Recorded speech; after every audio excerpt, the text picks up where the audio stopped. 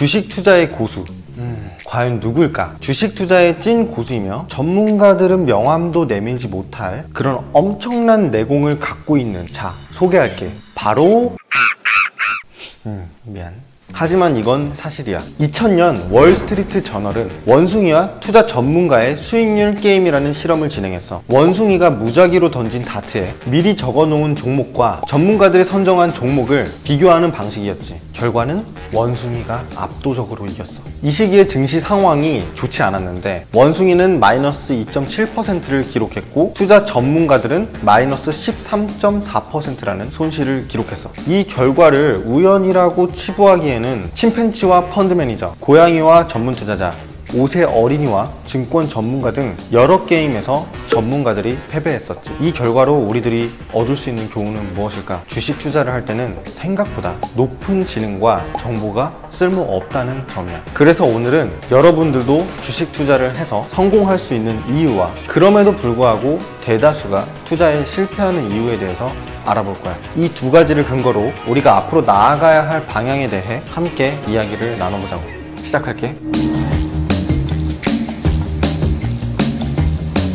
오늘날 대부분 사람들은 개인 투자자는 전문 투자자를 이길 수 없다고들 말해. 거의 불가능하다고 말하지. 방대한 정보력과 자본, 또 인맥, 듣기만 해도 기가 죽네. 하지만 이는 사실이 아니야. 실제로 2009년 3월 세계 증시가 폭락한 시기에 끝까지 살아남아서 큰 수익을 본 이들은 다름 아닌 우리 개인 투자자들이었어. 오히려 당시 폭락으로 다수의 펀드 매니저와 투자 전문가들은 자취를 감췄지. 도대체 이유가 뭘까? 바로 심리적인 부분과 시간적인 부분 때문이야. 고객의 돈을 받아서 운용해야 하는 펀드 매니저들은 큰 성공을 거두기보다는 실패하더라도 무능해 보이지 않는 편을 더 선호하기 때문이야. 또 유능한 펀드 매니저라도 주변의 간섭 때문에 종목 선정에서 자유롭지 못해. 그냥 시키는 대로 하는 거지. 얼마나 간섭을 하겠어. 또한 기간별 성과 때문에 시간적 압박에 시달리게 되지. 이는 인트로에 실험 결과를 굳이 보지 않더라도 대다수의 펀드 매니저들이 시장 평균 수익률을 이기지 못한다는 사실만 알아도 돼. 반면에 개인 투자자들은 시간이 무기야. 여유 자금으로 투자를 했다면 심리적인 부분도 다스릴 수 있을 것이고 시장의 움직임에 개의치 않고 본인의 철학대로 계속해서 마음 편하게 투자를 할 수 있게 되겠지. 내가 투자를 빨리 시작하라고 하는 이유가 바로 여기 있는 거야. 한 살이라도 어릴 때. 그렇다면 도대체 왜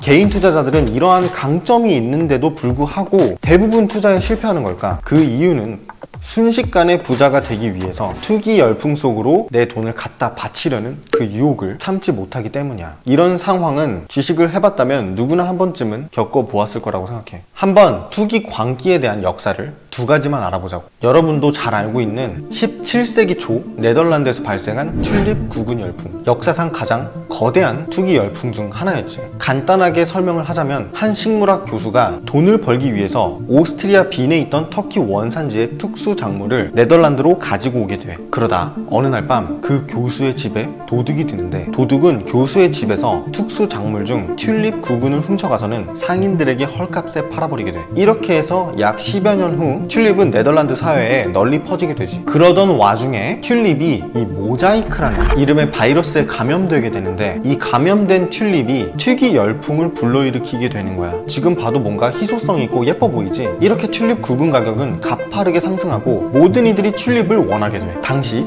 귀족, 시민, 농부, 상인, 어부, 하인, 하녀, 심지어 굴뚝 청소부, 헌 옷가지들을 판매하는 여인들까지 튤립에 투자를 했다고 해. 하지만 튤립 구근의 가격이 정점에 이르자 사람들은 조금씩 튤립을 팔기 시작하는 거야. 이 구근을 파는 사람이 점점 많아지자 가격 하락에 가속도가 붙게 되고 결국 튤립 구근은 양파보다 못한 가격으로 떨어지게 돼. 두 번째 사건, 1720년 영국을 뒤흔든 남해 회사 거품 사건. 남해 회사는 영국이 남미와 무역하는 데 있어서 이 정권을 부여받은 기업이야. 그러나 이는 영국 정부가 극심한 재정난과 부실 채권을 정리하고자 하는 목적이 더 컸어. 그래서 남해 회사는 노예 무역으로 돈을 벌어보고자 했으나 이 스페인의 입항 거부를 당하고 오히려 빚만 쌓이게 돼. 그러자 영국 정부는 이 남해 회사를 금융회사로 한번 바꿔보는 게 어떨까 생각을 하게 된 거야. 복권 형식으로 채권을 팔았는데 이게 대박이 난 거야. 그러자 남해 회사는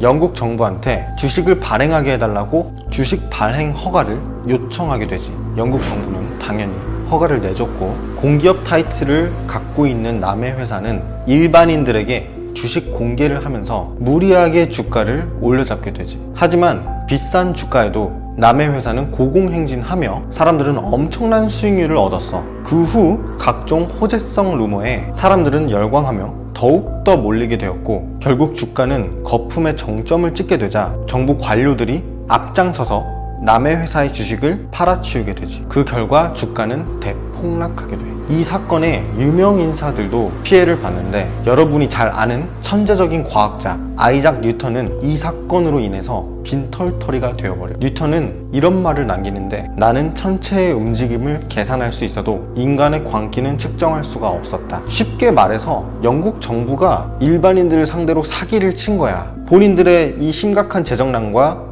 부실 채권을 정리하기 위해서. 당시에 이 사실을 누가 할 수 있었을까? 영국 정부가 만든 회사고 공기업이라고 하면 누구든지 믿을 거 아니야. 이 거품 경제라는 말이 이 사건 때문에 만들어졌어. 자, 여러분들이 투자에 입문을 할 때 가장 우선적으로 필요한 것은 바로 이런 역사적인 사례를 공부하는 것과 이 투자 마인드를 잘 만들어 놓는 거지. 세월이 지나도 인간은 인간이야. 현 시대 사람들이 더 많이 배우고 더 똑똑하다 해도 여전히 집단 광기에서 자유로울 수는 없을 거야. 그게 인간의 본성이거든. 지금 본인이 투자하고 있는 개별 기업 종목이 있는데, 만약 매일같이 남에게 그 회사의 장래에 대해서 묻는다면 그건 제대로 된 투자가 아니라고 봐. 내 개인적인 생각으론 다수의 개인 투자자들은 아마 그 기업이 어떤 제품을 파는지, 또 어떠한 식으로 운영이 되는지 제대로 모르는 경우가 더 많을 거야. 요즘은 이 주식이 대박이더라 하면 남들 다 사니까 따라 사게 되는 거지. 강세장에서는 누구나 쉽게 수익을 얻을 수 있어. 문제는 그게 본인 실력이라고 착각을 하고 10% 수익률은 우습게 여겨서 점점 대박 수익만 쫓게 된다는 거야. 그게 정말 무서워. 그러나 이 강세장이 끝나거나 조정이 오면 아주 극소수를 제외한 대다수 투자자들은 장기적으로 연 10%의 수익률도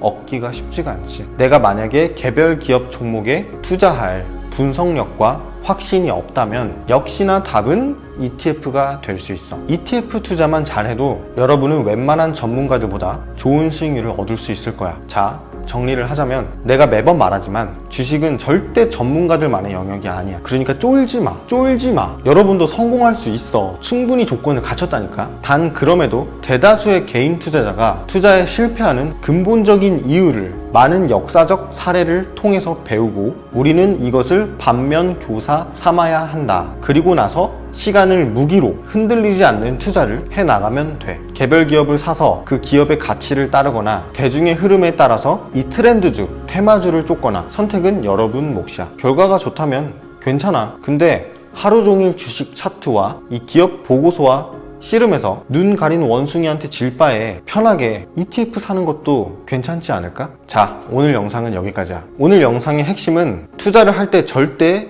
기죽지 말라는 거야. 충분히 할 수 있어. 여러분들이 웬만한 전문가들보다 투자를 잘할 수 있다니까. 도움이 됐다면 구독과 좋아요 꼭 부탁해. 그리고 다음 영상에서 또 만나도록 하자고. 빠이.